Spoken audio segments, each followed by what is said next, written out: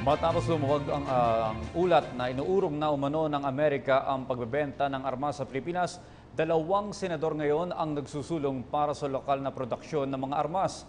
Ayon kina Senate Minority Leader Ralph Recto at Senator Panfilo Lacson, ito na ang tamang panahon upang pagtuunan ng pansin ng pamahalaan ang Self-Reliance Program, lalo na pagdating sa mga paggawa ng armas.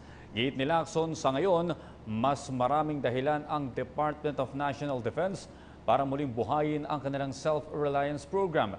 Sinabi naman ni Recto na posibleng ang naturang aksyon ng Amerika ay isang wake-up call sa Pilipinas upang itigil na nito ang pagiging dependent sa mga foreign suppliers. Ayon pa kay Senator Recto, mas mabuting dito na lamang gawin sa bansa ang ibang kagamitang armas ng ating mga militar, lalo na kung kasing presyo at kasing kalidad lamang ito ng mga binibili sa ibang bansa.